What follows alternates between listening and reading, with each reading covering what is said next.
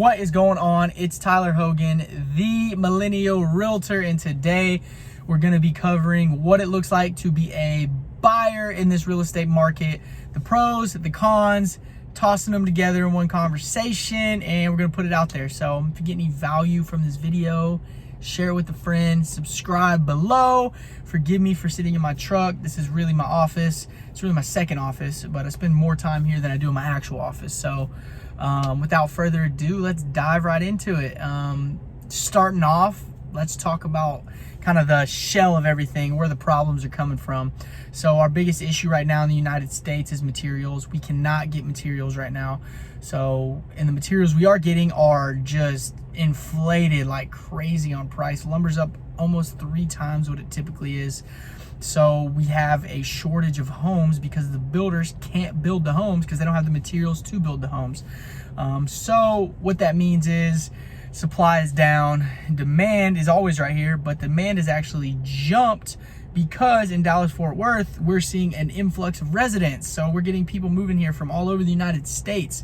We have a really strong economy. We have a lot of jobs here. This is a home that businesses like to come to restart or just migrate to. So we're seeing a lot of businesses moving here, a lot of people moving here. And when people move, they need houses. And if they don't have houses, we have a problem. So that problem is inflation and appreciation and just kind of everything that comes with having a shortage of supply. So with that being said, what does it look like to buy a house in a market where there's very few houses? So chances are when you go see the house, you're going to run into multiple other showings that are happening at the house. That's very common, 4 or 5 people standing in line just waiting to walk into the home. And you're probably thinking, well, how in the world am I going to be the #1 bidder on this home? Well, I think it's good to have a good expectation going into the offer you're going to submit. You need to know that you already have your down payment and closing costs that you're going to have to pay when you buy homes. So that's typical. On top of that, in order to really be in the running to get the offer accepted, you're going to have to put an appraisal waiver in. So what this means is, say you offered $10,000 over the list price. So say the house was $210,000, you offered $220,000. Your lender is going to order an appraisal during that loan process. The appraiser is going to come out and put a value on that house. So say you offered $220,000, the house was listed for $210,000, the appraisal comes in at $212,000. So there's an $8,000 difference between $212,000 and $220,000 on where you offered. You have to cover that on top of your down payment. So that is another thing to keep in mind. It's called an appraisal waiver is what you'd put in. This makes the offer extremely strong, and this is what we see a lot of in this real estate market. In order to even be in the running, you're going to have to put an appraisal waiver in. Another thing is option period. So what an option period is this is the period where you get an inspection on the house and you can back out of the contract for any reason at all. Typically there's 7 to 10 days in a normal real estate market. Right now we're seeing people waiving the inspections, and we're seeing 1, 2, maybe 3-day inspection periods. What this means, you just have to get a jump with your inspector, let them know, hey, we're putting in an offer on a house.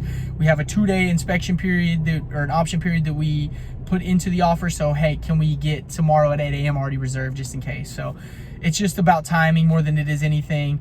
In that period is where you negotiate those repairs with the seller, so you don't have a long time. So approach that aggressively. Another thing to help you get your offer accepted, write a letter to the seller. Your realtor should be able to give you some references on how to write this letter, what it should look like, but more than anything, come from the heart. Throw some pictures in, maybe with your dog, your cat, your family, whoever you're moving in with. Make it heartfelt, try to touch the seller. Understand there's gonna be most likely a lot of cash offers that are submitted on the house. That's very common. So it's all about just having a really strong offer and knowing the expectation of how much money you need to bring to closing, what that's going to look like if the home doesn't appraise, and really just being competitive and aggressive. So if you're not ready to really take on that chance and that risk with going into a house and it not appraising, an option would be to go with a new build. So on the new builds, you lock in your price from day one. That price never changes. So once you get it under contract, that's the price. The builds are just backed up anywhere from 2 to 7, 8 months down the road. So You need to get a jump on that early if that's the route you want to go. I highly recommend doing this because what's happening is we're having price increases monthly. So say you lock in a house for $450,000, chances are if you're moving in 6 months, the house is almost going to be priced at $500,000, and that's just the shortage of supply and the demand. That's what we're dealing with. That's very common.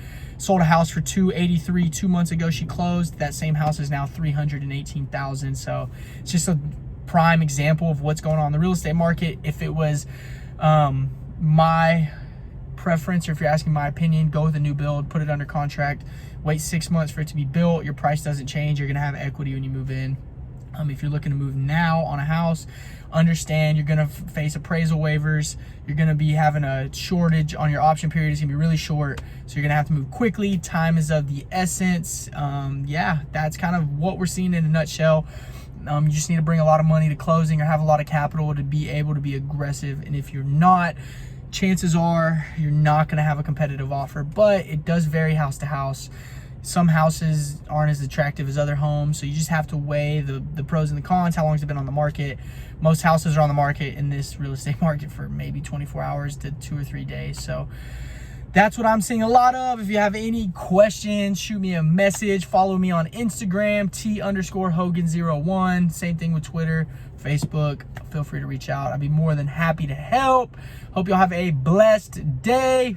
Peace.